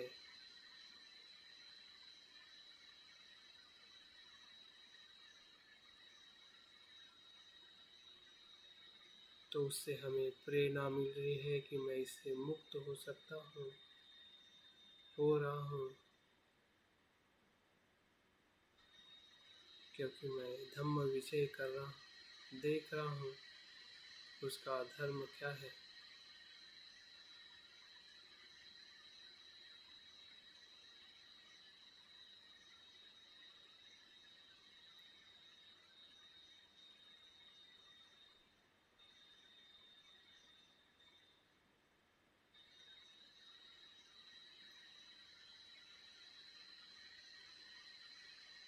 जो पहाड़ के जैसा लग रहा था, जो भय करने वाला था,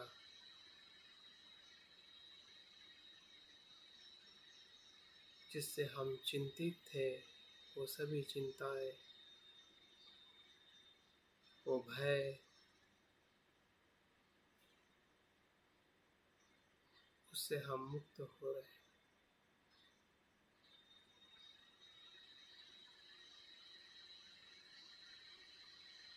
क्योंकि हम जान रहे हैं कि उसका अस्तित्व कैसे उत्पन्न होता है और कैसे लय होता है।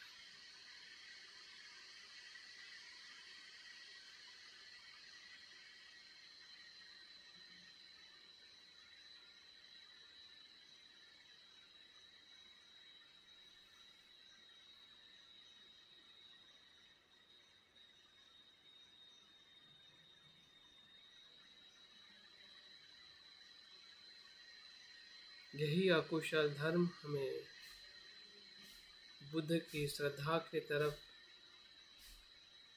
प्रेरित करता है।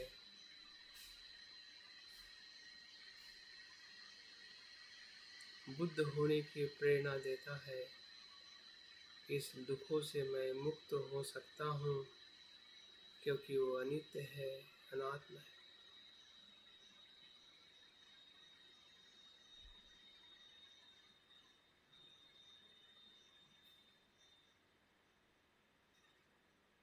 उसके परिणाम को भी देख रहा हूँ कि अंतिमता दुख और दुख देने वाला है। तो ऐसे धर्म का मैं त्याग करूं, सब पापस करना, काया से, वाणी से और मन से मैं ऐसे अकुशल कर्म ही ना करूं जिससे मुझे दुख और दुख निर्माण होता है।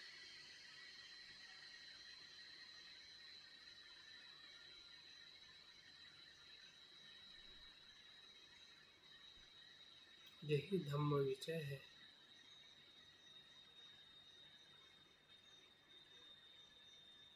अकुशल धर्म में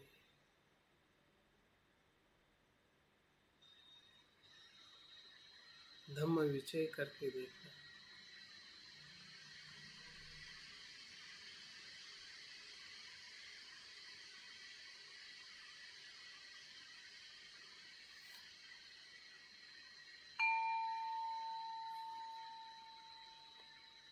ध्यान के तीसरे चरण में हम प्रवेश करें। देखिए, हमारा जो पूर्व अनुभव है अकुशल धर्म देखने का, उससे जो हमें जागृति और प्रज्ञा का जो अनुभव हुआ है, वैसे ही हमें अभी कुशल धर्म को देखना है। कुशल कर्म को देखना है, उसका भी विवेचन करना है, विश्लेषण करना है कि वो क्या है, कैसे उत्पन्न होता है, उसका परिणाम क्या है, उसका लक्षण क्या है। जैसे अकुशल धर्म का है,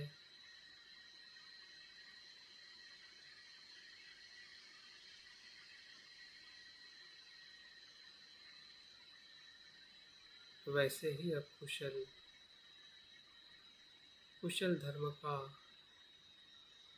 स्रोत जो है वो अलोभ है, अद्वेष है, अमोह है, मैत्री है, दान है, प्रज्ञा है।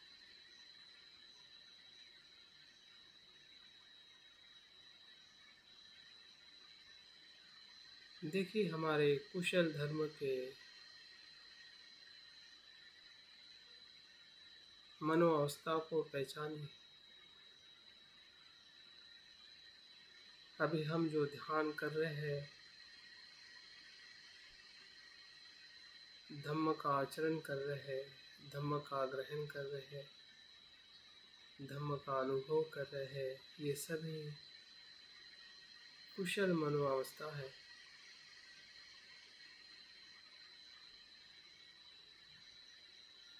जिसमें हम प्रज्ञा का अनुभव कर रहे हैं,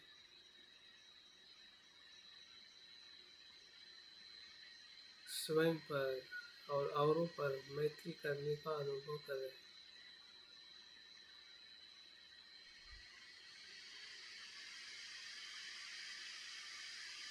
हमने किए हुए कुशल कर्म का अनुभव करें, दान का, शील का, ऐसे अनेकों कर्म काया से, वाणी से और मन से हमने किए हैं, और क्षण प्रतिक्षण कर रहे हैं। जब जब कुशल विचार उत्पन्न होता है, तब तब काया और वाणी से कर्म होते हैं।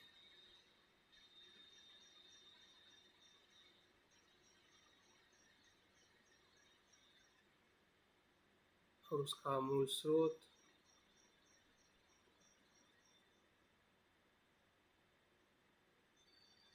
प्रज्ञा, मैत्री और करुणा है। इसी के कारण जब किसी इंद्रिय से विषय का संपर्क होता है, वही से हमें वेदनाएं होती है। जैसे हम बुद्ध के धम्म को सुनते हैं और सुखद वेदना हमें श्रद्धा और मैत्री में ले जाती है, आनंद और सुख में ले जाती है। ये सभी कुशल कर्म के परिणाम हैं। सुनना, देखना, स्पर्श होना, वेदना होना, विचार आना, चिंतन करना, एकाग्र होना, सत्य का अनुभव होना, अनित्यता का अनुभव होना, चार सत्य का अनुभव होना,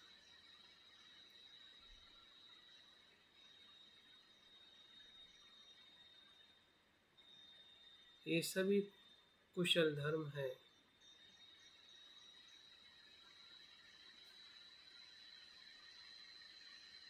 ये भी प्रत्यय से निर्माण होते हैं। बिन प्रत्यय से कुछ भी नहीं घटित होता है। हमारा सोचना, हमारा बोलना,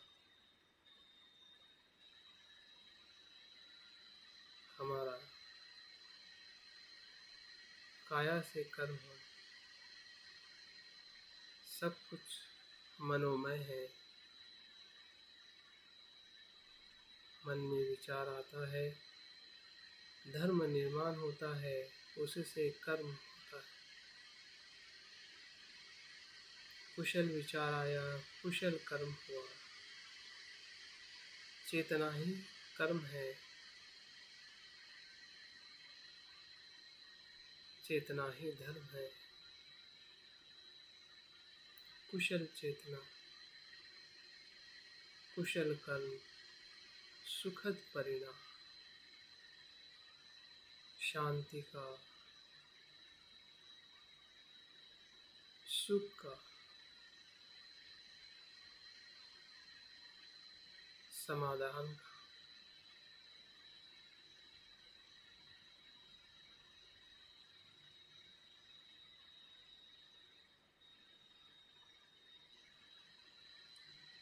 लेकिन ये परिणाम भी अनित्य है। क्षण प्रतिक्षण प्रत्यय से निर्माण होने वाला है। वो सुख का क्षण भी नित्य नहीं है। एक सुख से और गहरे सुख में ले जाने वाला है।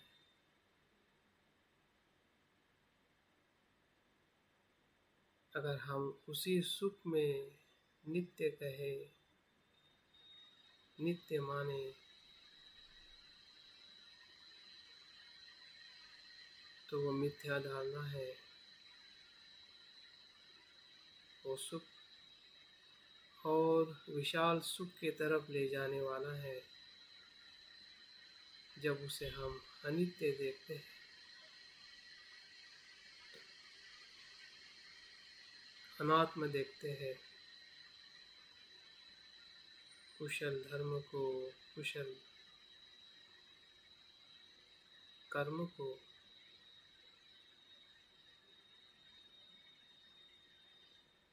तो वही कुशल कर्म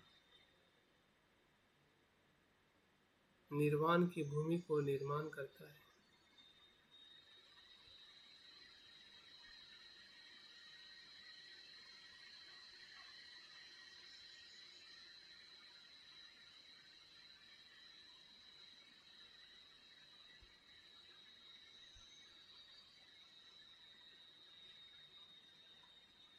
देखिए, हमारे सभी कुशल धर्म प्रतीत्य समुत्पन्न है।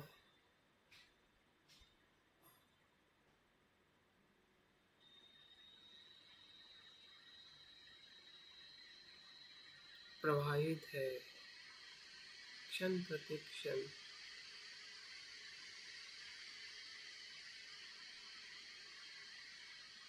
बदल रहे हैं।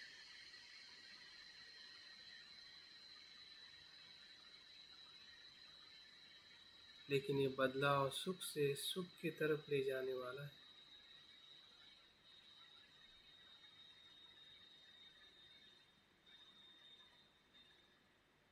कुशलता से विमुक्ति की तरफ ले जाने वाला है।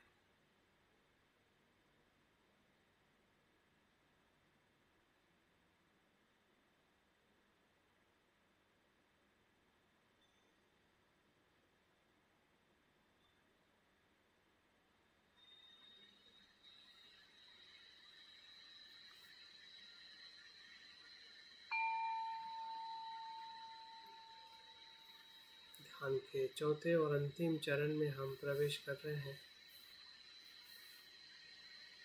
जो सभी धर्म कुशल हो या कुशल,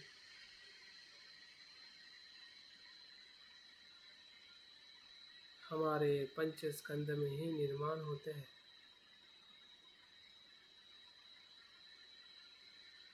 जैसे धर्म का अस्तित्व है, प्रतीत्य समुत्पन्न और अनित्य और अनाथ और दुख, वैसे ही पंचस्कंद का भी धर्म है। फिर हमारा रूप हो, वेदना हो, संज्ञा हो, संस्कार हो या विज्ञान,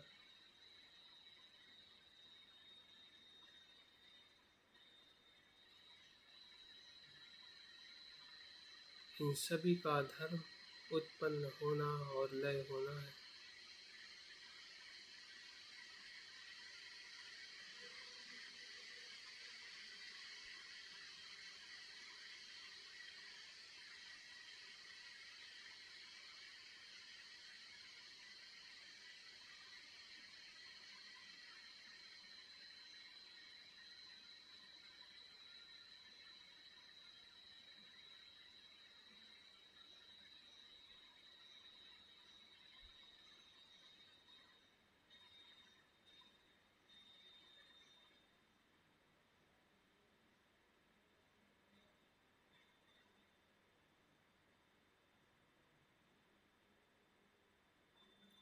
हमारा धम्म विचय पूरे पंच स्कंदों को देख रहा है।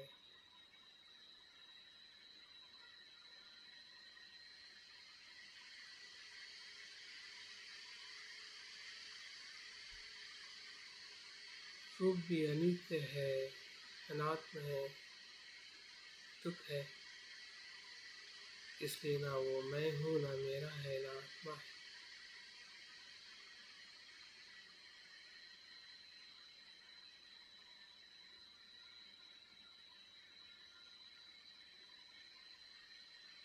और इसका अनुभव हमें परम शांति का अनुभव दे रहा है।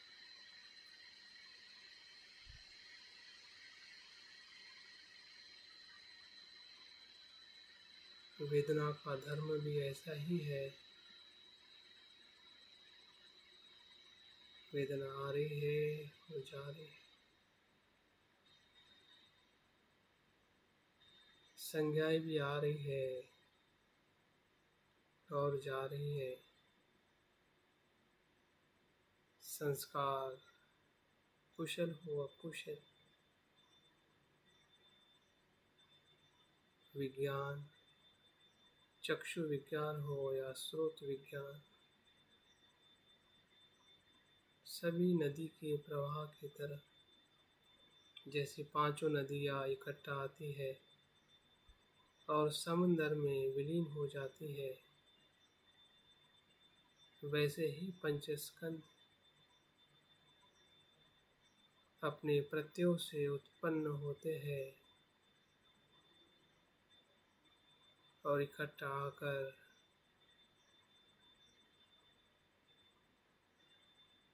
निर्वाण में विलीन हो जाते हैं।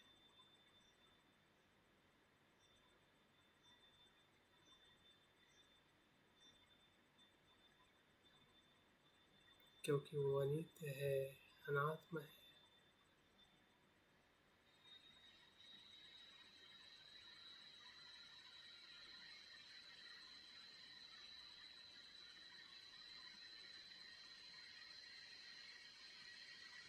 हमारा धम्म विचय संपूर्ण प्रज्ञा में परिवर्तित हुआ है।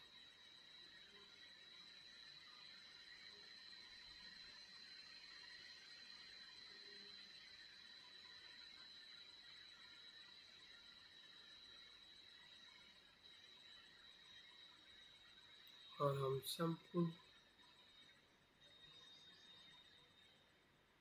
अस्तित्व को देख पा रहे हैं।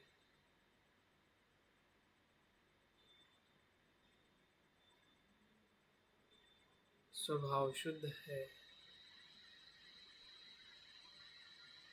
स्वचित्त परिबोधक, चित्त की शुद्धता और चित्त की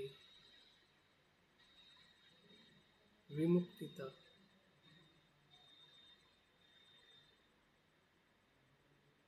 धम्म विजय का लक्ष्य है।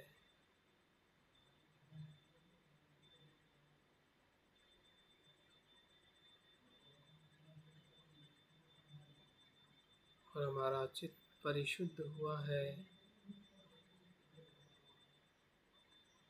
और परिशुद्ध चित्त सभी दुखों से, सभी क्लेशों से मुक्त निर्वाण का चित्त है।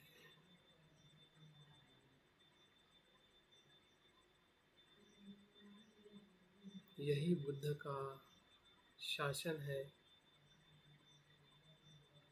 यही बुद्ध के शिक्षा का सार है। सब्बपापस्स कर्ण कुशलस्य उपसंपदा स्वचित्तपरिदपनम् एतं बुद्धानं शासन। सभी अकुशल धर्म का परित्याग करना, कुशल धर्म का आचरण करना और चित्त को शुद्ध और विमुक्त करना,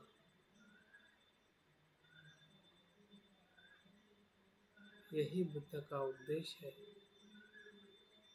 जो हम स्वयं अपनी जागृति और धम्म विजय से अनुभव कर सकते हैं।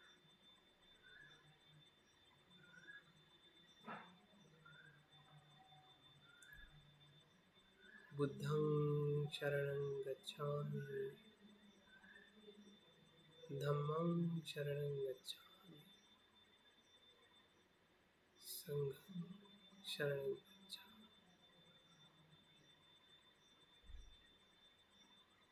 साधु साधु साधु।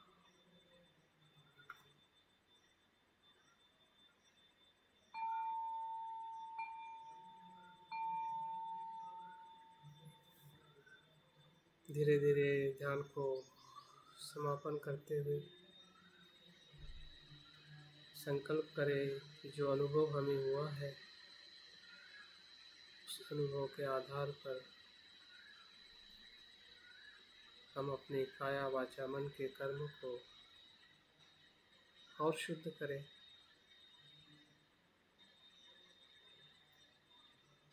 ध्यान को धीरे धीरे आंखें खोलते हुए समाप्त करें।